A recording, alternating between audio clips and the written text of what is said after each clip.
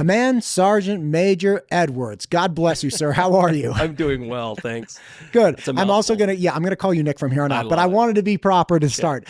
Listen, man, you and I met when Attorney General Raul Labrador came down, and we talked about ICAC issues and crimes against children, and Idaho is going up against some of the big social media companies, and God bless it, right? They need to be put in their place, and we need to protect kids. But you also just went with the National Guard for the second time to do essentially security detail in the presidential inauguration. You went back in 2021, and now you went this time. That's right.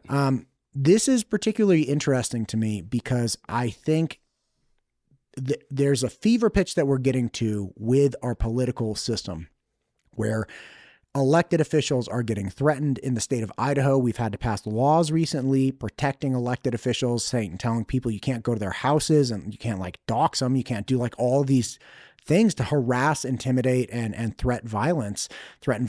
And, obviously President Trump had one very real, very close assassination attempt on him, followed by another would-be assassination attempt. Funny enough, they caught the guy off the golf course with license plate readers. Let that be a lesson to everyone. But you went down for the inauguration and they took it from outside to indoors, which I thought actually was way better. But you're part of the mechanism that's keeping our political apparatus alive and safe. And I wanted to talk to you about what it's like going down there to protect the president and recognizing this hey, this is not doing lip service. This is a president who people are trying to kill. And that's a terrible thing. I don't care. Republican, independent, Democrat, Libertarian, Green Party, doesn't matter to me. Holy God, man, we cannot have this in the United States. If you're listening to this podcast on Apple Podcasts, Spotify, or any other audio-only platform, please jump down and give it a quick follow and a review. The Ranch Podcast is the only podcast in the state of Idaho that has access to this many Idaho leaders, and your support is greatly appreciated. Yeah, the Idaho National Guard has been super fortunate to be able to be a part of the last two, both the 59th and the 60th presidential inauguration. I've had the blessing of being the non-commissioned officer in charge of those two activations for Idaho Guardsmen. And to basically, ensure a peaceful transition of power occurs.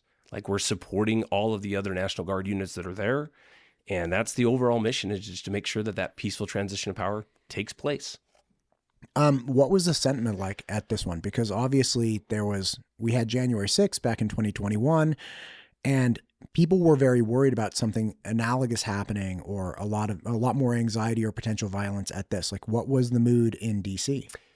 So maybe I'll split them up, because it was drastically different this time than it was last time, right? So 4 years ago when we went, they activated in the numbers of 20,000 National Guard soldiers from across the country and across the territories to go over.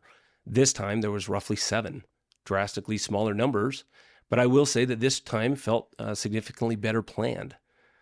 This one was a lot smoother. There was, from an operational perspective and taking soldiers from Idaho to DC, doing the thing and then coming back, this one was very, very good. It was very smooth.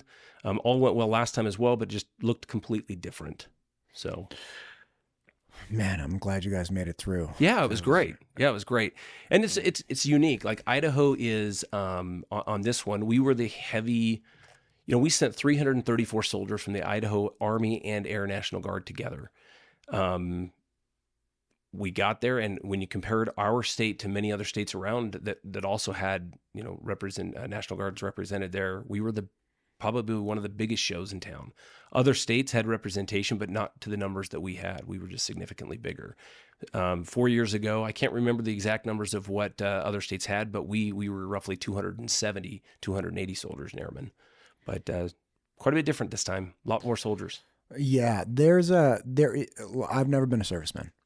And I do feel, though, as a civilian, that there's a sentiment that President Trump is more on your side and more supportive of the armed services than Biden. Did you feel positive sentiment as you were working your way through that event?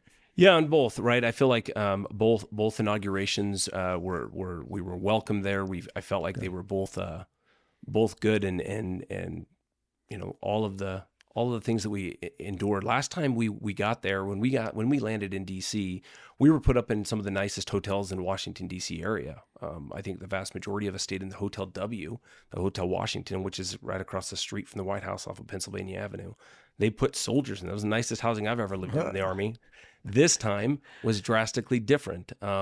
We were inside of the Capitol last time during the day. We were inside the Capitol building on cots. 4 years ago, the Capitol building when we arrived in DC looked like a tactical operations center that I'd been involved in countless times, which is kind of a sad affair. Sort of, you had cots and, radios and maps and overlays and all these things that were what the Capitol looked like last time. This time, we actually didn't end up at the Capitol building at any point other than on the grounds. And so just better organized. 4 years ago, our mission was a little bit different. We were part of Task Force Capitol Response, and we stood around the Capitol grounds armed. And when we weren't out on the Capitol grounds, we were actually pushed outside to the grass area on the east side of the Capitol building. It was cold, just like this time. It was super cold, and so there was some controversy 4 years ago about soldiers ending up in a parking garage. That was us. We ended up in a parking garage, but for us, that was a viable solution. We liked that. It was heated. We were able to get the soldiers out of the weather. We were also able to get the soldiers and the airmen out of the media eyes. They're on their break. They're trying to sleep. They're trying to eat. They're trying to check their phone, whatever soldiers do when they're not actually working. You mean like they're normal people? Right. They're normal people, right? People. And so we moved them into a parking garage, which was great. It was a great spot because they could take their body armor off. They were out of the sight of the media. All of these things. They could check their phones and call their loved ones. They could plug into power, charge their phones up, and then they found out that we were staying in a parking garage, which that wasn't necessarily the whole story. The story was that we were on break. That's where we actually slept in, like I said, some of the nicest hotels in DC. This time, when we got to DC, we landed at Andrews Air Force Base, and we were housed at the Major League Baseball stadium in the National Stadium. That's where they found the room for us. They set up cots for us. And it was a wonderful opportunity and a very unique experience for Idaho Guardsmen, right? To be a part of something historical, the 60th presidential inauguration. We're in DC, and we're helping make sure that transition occurs peacefully. Housing, at the Major League Baseball stadium, that was unique. Never done that before. They had set up cots. If you're familiar with the National Stadium, my biggest concern was actually like making sure soldiers don't break stuff, right? We're heavy. We always, we're heavy. We're heavy, big right? Dudes. We're big dudes. We're bulky. The Army is just hard in general, right? Yeah. So we like to break stuff. And so when we walk into this National Stadium, they actually have, you have your normal corridor of where people attending the baseball game can go, but they also have kind of behind in the back part of the stadium this overflow indoor conference area where there's bars on the side and TVs. People can still watch the game. That's where they put us. So we were inside, out of the weather, out of the elements, and but inside of there is these glass cases that contain baseball memorabilia, World Series trophies, And so I was, pleading and demanding, like, whatever we do, don't break stuff in here, guys. We are guests in this house. And the Idaho Guardsmen did a fantastic job. They were respectful. We stayed pretty much in that stadium for 3 days. The meals were catered to us. So that the District of Columbia's National Guard did a great job of preparing beforehand, making sure that everything was taken care of. And we were housed right there in the stadium. Stayed there almost the whole time. Man, it's wild times. This seems to be one of the duties that could probably be anticipated by guardsmen, right? Yes. Like we're taking care of domestic style securities. We're taking care of our domestic issues. We're not, shipping over. There are a lot of people. Like I've had Dan McKnight on before, who I very much enjoyed, and he is advocating deeply for a revision of what the Guard is asked to do. Obviously, that's not like you're not there to talk policies or politics or anything like that. But is there any talk in general about kind of curtailing the Guard's the Guard's tasked down to things like, hey, let's cover an inauguration. Like, let's go do emergency relief somewhere. Like, let's help FEMA. Let's help, whatever it might be. Yeah. And not like, let's be an auxiliary arm to the larger foreign campaigns. Yeah, I love that. And that's exactly what I think that the Guard is, right? I've had the opportunity to participate in countless emergency response stuff with the National Guard. When I first enlisted back in 1999, I quickly jumped onto an activation to help with the wildfires here in Idaho. And I know we do that almost every year. The National Guard in Idaho gets called upon to help with some of the wildfires here in Idaho, but also even further than that. In 2005, I got activated to support Operation Southern Comfort down at Hurricane Katrina and Rita relief effort. I went down there with my brother, who's also in the National Guard with me. So we spent, 10, 15, I can't remember how long we were down there, but days down in the New Orleans area and helping with the Hurricane Katrina relief effort. And that was huge, monumental. In fact, in my mind, when I enlisted in the National Guard in 1999, that was what I wanted to do. I wanted to be able to be one part of something bigger than myself, and then to help. It's also why I got into law enforcement on my civilian job. Man, I remember seeing that on TV. Yeah. I mean, like, I can't say you, but I remember seeing Guardsmen on TV, and it was, I was 23, just kicking around like an idiot in California. And that was crazy. Yeah. That was wild. We, here in Idaho, when the Idaho Guard activated, we actually convoyed in military Humvees from Gowan Field right here in Boise across the country and down into Louisiana. It took us like a week to get there. We weren't even on the ground that long, as it took. And we slept in, high schools along the way. We slept on football fields along the way. I mean, super unique opportunity for young soldiers that want to contribute, want to make a difference, want to make a difference. Absolutely. In the United States. Those experiences still exist today, right? Like the inauguration, we're still, we activate soldiers in the Idaho National Guard and Air National Guards all the time for this kind of stuff. You guys do a lot of things within Idaho, like you're talking about fighting wildfires. That's a huge consideration and anxiety that people have coming into these summers. And I've talked to a lot of different firefighting agencies, Chief Niemeyer, obviously from Boise, and then I've also spoken with Dustin Miller from the Department of Lands, and even Dean Cameron from the Department of Insurance, who's saying, like, listen, man, this stuff is here to stay. Like, we are not, like, yeah, we've had some bad fire years. We're not anticipating not having bad fire years from here on out, which is the impetus for the governors. Hey, let's put a $40 million line item here recurring annually so we can plan on fighting these things.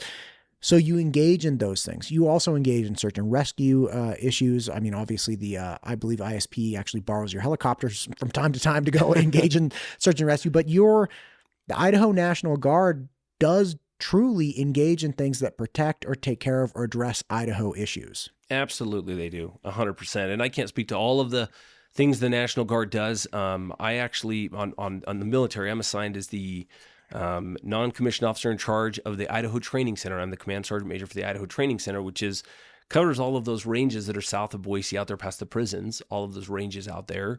And the unit that I'm over is out that way. And we participate in all those things. We partner with the local agencies. Local agencies use our facilities all the time. Yeah. I get really worried. And when we were chatting about having you come in after the inauguration, I've been thinking about it a lot. I am really worried about civilian unrest, be it at a large scale when you're talking about a presidential assassination, which is just unthinkable. It's like, how have we come to this, right? And some people I'm sure are out there like, well, I know how we came. And it's like, listen, man, I don't get it. Like, and I'm not a surprise because I don't get a lot of things. So like, for one, I don't get that. But I also worry on just a lower state level about, we've had bills passed recently or problems addressed recently where you have just like state representatives. It's like, I'm a representative of over 50,000 people. Like I'm just a person who comes in and like votes in the legislature, either a representative or a senator. We have a changing culture, or at least it appears that we have a culture nationally and even domestically within the state that's starting to flirt with violence as a political commentary, right? Like, are you seeing this the same as I am, or is it more like, nah, I don't think that's really a big thing? Well, I think that those are all the things that to be prepared for, right? And I think that's one of the things that we did with this inauguration. We fell under what they call Task Force Reserve for that very thing, right? Civil unrest. We had done a little train up before we left on civil unrest and crowd management, how to do that. And thankfully, we weren't used in that regard. Now, we were used. I will tell you that during the inauguration, we got called upon by the Capitol Mall or the Capitol Police, U.S. Capitol Police, to stand around the Capitol grounds during the actual inauguration. And so Idaho was tapped on the shoulder while we were there. We went up to the Capitol grounds, and during the actual inauguration, Idaho Guardsmen, both airmen and soldiers, stood around the Capitol during the inauguration when the motorcade left with the president, drove right in front of all of our Idaho soldiers. There's a cool social media post on there. You can see the Idaho Guardsmen standing there protecting what we hold near and dear, which is that freedom. Absolutely. God, that freedom. The freedom. Freedom is not free. Yeah. Yeah. Listen, I'm just a civilian. Okay. But I always want to know, like, what is it that civilians can do?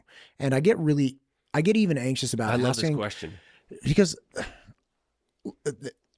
again, I've never been in law enforcement. I've never been in the service, but I do hang out with a lot of those people and talk to them. And I'm starting to become familiarized with the cult around law enforcement. Like, there are people that are like feverishly like, oh my gosh, thank you for serving. I have one of my dearest friends, Max. He was in the Marines. We met in college, and then he went into, he became an officer after with the Marines. And when I text him on Veterans Day or thank him for his service, all these things, he tolerates it from me. But I wouldn't even it's really like a tolerance. He's like, look, I don't always like that. It depends on who says that thing. So I've, again, become more familiar with the idea that there's a cult around servicemen. There's a cult around law enforcement agents. And I do not want to perpetuate that. And I don't want to make things weird, but I do genuinely want to know, what is it that as a civilian I could contribute or add or help with for the National Guard? I love that question. I will tell you that for me, joining the National Guard was a choice, right? It was a job for me. I was a below average athlete, a below average student in high school. When I got out, I had no money for scholarship. I joined for the money. That's why I joined the National Guard. That's a good incentivization program. Absolutely. Yeah. I mean, you can get free college out of it. Right. And I would encourage anybody that's interested in getting free college to absolutely reach My out. dad used the GI Bill. My Anna Polina in Florida, she's actually my cousin. Okay. She was in the Air Force, and it's a great path towards, bettering yourself. It made all the difference in the world in my life, right? The people that didn't choose this were my wife and my kids. So I'm married, I've got 4 kids. They didn't choose it. They've tolerated it. Mm-hmm. And so every time I get thanked for my service, happens all the time. Everywhere you go, thank you for your service. I go into a restaurant, if I'm in uniform, there's a good chance my meal gets paid for. People in Idaho love our military, and I love it. I will tell you that the thanks in my mind is better suited for the families of the service members. My wife has endured multiple deployments, both long and short. I've been deployed overseas for over a year twice. 2 of my 4 children have also done that. And then my 2 youngest, I got back from a deployment in 2023. So my younger kids have endured those, they're missing dads for birthdays and recitals and you name it, all of the things that are important in life, right? Bacon, man. Absolutely. And so whenever, people will say, thank you for your service, all of those things, I like to, it's not so much, it's not about me. I chose this. My family maybe didn't. But I will tell you that it's made my kids tough. My wife, she's fantastic. She supports us. My kids, this is, the thanks is to them in my mind. And I think most guardsmen would agree. I get called up and they're like, hey, do you want to go do a thing in DC for 10 days? And I'm like, yeah, let's do it. And it's, again, falls back on the families back at home. They're the ones that go without. Yeah. Are there organizations that support military families when the serviceman or woman is deployed? There is, yeah. The Idaho Guard has there's family programs out there. It's funny you should ask, and I hesitate to even bring this up, but there are. There's tons of family programs out there. My oldest daughter she's actually competing in the Miss Teen Idaho pageant. Mm-hmm. Well, she's now competing in the Miss Teen Volunteer pageant across the country, representing Idaho. And her platform is called Growing Up Army Strong. and talking about and bringing awareness to kids that grew up with parents that might be deployed or activated, and the challenges and struggles that come along with that. And that's a real thing.